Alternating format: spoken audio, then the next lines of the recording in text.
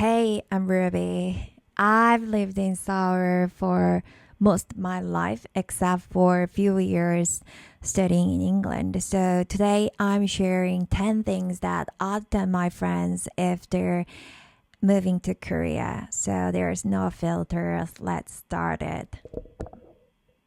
Number one, Korean phone number is essential. If you are moving to Korea for more than a month, get a phone number right away because you will need it for hospital appointments, food delivery, package delivery, and identity verification, and even restaurant reservations.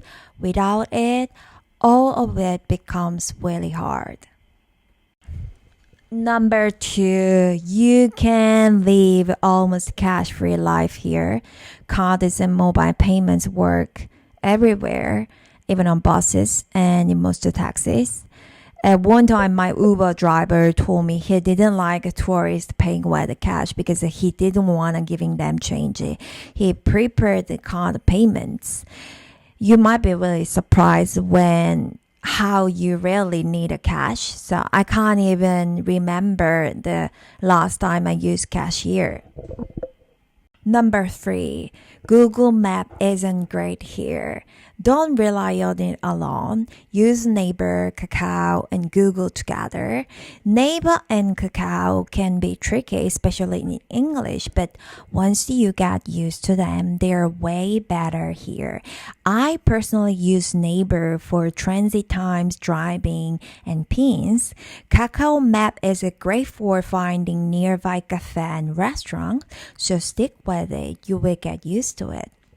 Fourth, ID verification can be really headache. Just getting a Korea SIM isn't enough for many services here. Ooh, thumbs up. Korean apps and sites still need ID verification tied to your ALC. So without it, you can hit limits on things like shopping, ticketing, or food delivery. If you are moving here, get your ALC and a regular phone plan. It will save you so much time and frustrations. I'm looking into ways to make this easier. So if something comes on my mind, I will definitely share it. Number five, convenience stores in Korea are another level. They're not just for snacks and drinks. You've got hot meals, cup ramen cookers, ATM, pasta pickup, and even bill payments. It's like a mini life hub. They're not just the corner shops, they're everywhere, like one on almost every block. And whether it's 2 p.m. or 2 a.m., you're basically never far from one. It's often a fun little shock moment if you are a newcomer, but even near the Han River, you will find the convenience stores. And grabbing cup noodle there is definitely it's so unbelievable taste experience. Number six, air quality changes every day. One day you will see a beautiful blue sky, and the next day the air can be full of fine dust. It might seem unpredictable, but it mostly depends on weather and wind. So before you head out, don't just check the weather. Please check the air quality too. It only takes a few seconds and it can really help you plan your day. For me, I usually check the apps like Air Korea or IQ Air. So on days when the air quality is a spot, just wear a mask. Especially if you're spending more time outdoor, that keeps it practical and helpful. Number seven, age matters. I think this is one of the most interesting things about Korean culture. People often ask your age when they first meet you. And it's not meant to be personal. It's because Korean has different speech levels, formal and casual. Because age guides the speech level. So if someone asks, how old are you? It's not about judging you. It's about choosing the right way to speak. For example, in English, we usually just say yes. But in Korea, the words can change depending on the level of politeness. In a polite setting, you might say 네, 네, 네. But with the closer friends, you can just say 응, 응, 응. So the meaning stays the same, but the form shows closeness. Number 8.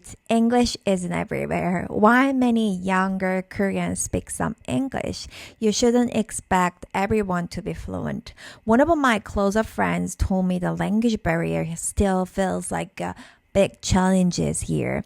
Even if you see English signs or menus, daily life can feel hard sometimes without Korean.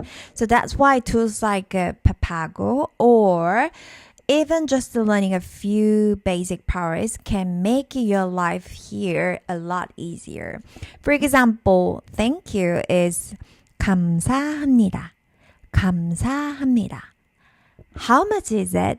It's 얼마예요? 얼마예요? And this one, please, is 이거 주세요. 이거 주세요.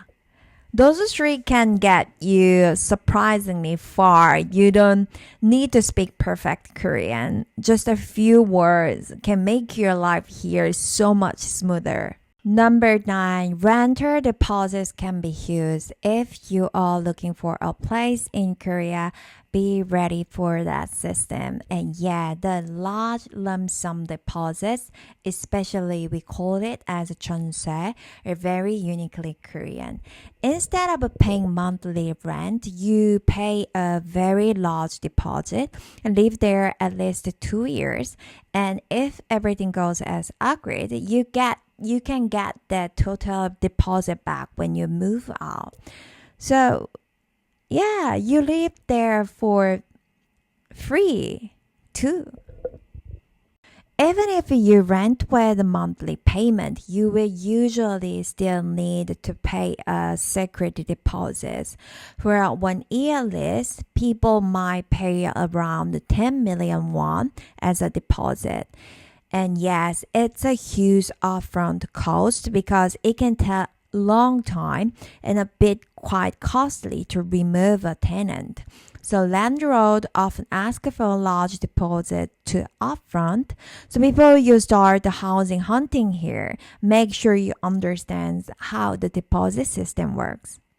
Number 10, delivery is everywhere and unbelievably fast. Food can show up in under an hour, whether you are at home, in the office, or even hanging out by the Han River.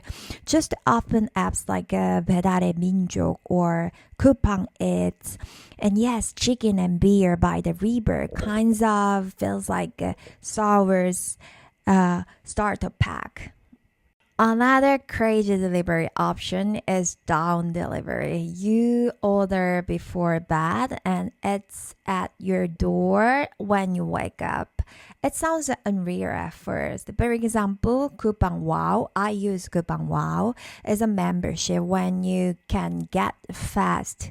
So often overnight delivery on a huge range of things. It's not just the food. You can get home goods like even necessary things or furniture. It's wild at first, but it becomes normal so fast.